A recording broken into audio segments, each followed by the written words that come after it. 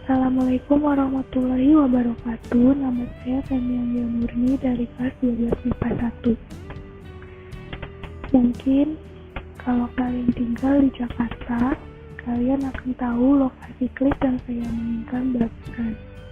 Namun, untuk kalian yang tidak tahu, klip tersebut diambil di Jalan Jenderal Sudirman. Jalanan ini membentang sepanjang 4 km dan ada di jalanan di mana Wisma 46 Gelora Bung Karno serta SCBD atau Sudirman Central Business District berada. Jalanan ini merupakan salah satu jalanan terpenting di Jakarta, dan toko di belakang nama jalanan ini pun tidak kalah penting. Karena itu, saya membuat video ini untuk mengenang perjuangan sang jenderal lewat pengulasan buku seri Tempo yang berjudul Sudirman, Seorang Panglima, Seorang Martir. Jadi, yuk mari kita mengenal lebih dalam lagi tentang Panglima besar TNI dan tokoh di belakang nama Jalan Jenderal Sudirman. Dari buku yang berjudul Sudirman, Seorang Panglima, Seorang Martir ini ditulis oleh Tempo dan diterbitkan pada tahun 2012 oleh Perpustakaan Populer Gramedia. Buku bergenre biografi dan non-fiksi ini ditulis dalam bahasa Indonesia dan berjumlah 175 lembar halaman. Mungkin banyak dari kalian sudah pernah mendengar namanya, namun tidak tahu terlalu banyak tentang ini. Lewat pelajaran sekolah, hanya tahu tentangnya sebagai jenderal muda yang nyawanya direnggut oleh tugas politik. Namun buku ini menjelaskan jauh lebih dalam daripada itu. Menurut buku ini, Jenderal Sudirman lahir pada tanggal 24 Januari 1916 di Desa Serangjati, Kabupaten Purbalingga, Jawa Tengah, dan kemudian pindah ke Cilacap. Sejak muda, Sudirman selalu aktif dalam organisasi, khususnya Siswiwan dan Pemuda Muhammadiyah, di mana ia bertemu dengan calon istrinya Alfiah. Karena popularitasnya di Cilacap, ia dipilih oleh Jepang untuk mengajarkan upeti. Namun, ia malah menyuruh warga untuk menyimpan hasil panennya. Karena ini, ia dibuang ke peta suatu kesatuan tentara buatan Jepang. Tahun kemudian, setelah Indonesia merdeka, Sudirman yang pada saat itu berumur 29 tahun terpilih menjadi pemimpin tentara keamanan rakyat lewat aklamasi mengalahkan Erik Sumoharjo yang pada saat itu lebih senior dan berpengalaman. Sebulan kemudian, ia diangkat menjadi panglima besar oleh Soekarno-Hatta. Dari sana, buku ini menjelaskan lebih rinci lagi tentang prestasi yang ia raih. Contohnya saat ia memenangkan halangan Ambarawa melawan sekutu dan memberhentikan pemberontakan PKI di Madiun pada tahun 1948, serta saat ia melaksanakan gerilya pada agresi militer 1 dan 2. Walaupun ia sedang sakit sampai perlu ditandu pada saat itu.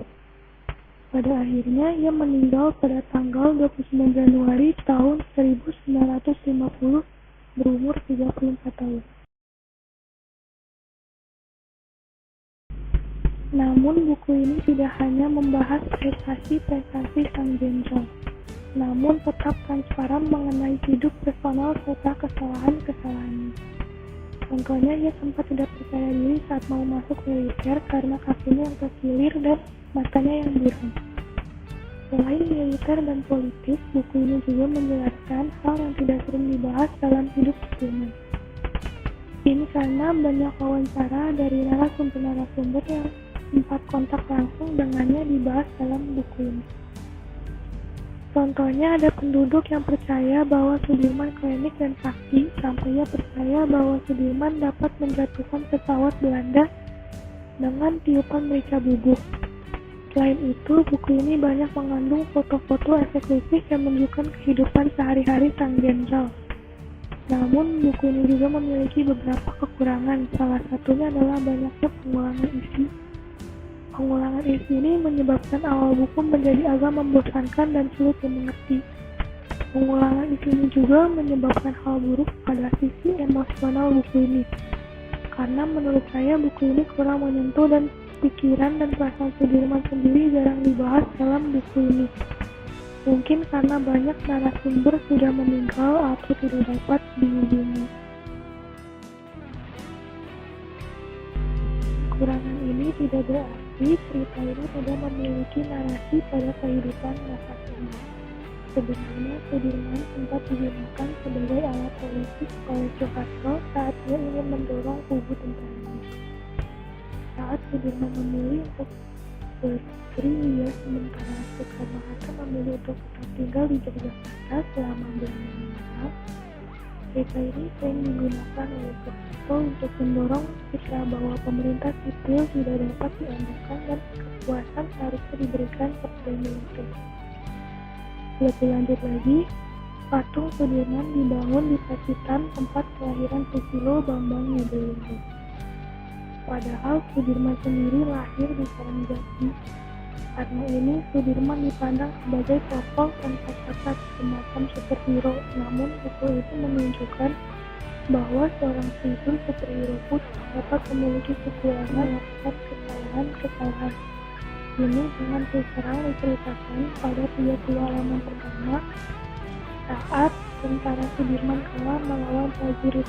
Buku ini juga memanusiakan Sudirman dengan menunjukkan sisi perokok serta sisi romantis.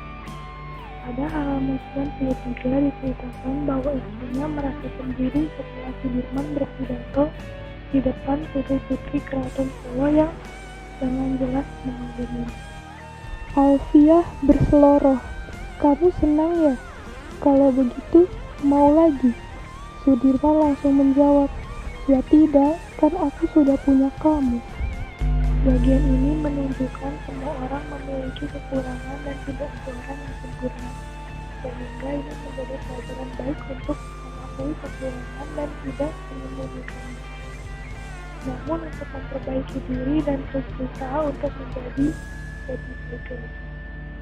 Yang sakit itu Sudirman, tapi Panglima Besar tidak pernah sakit.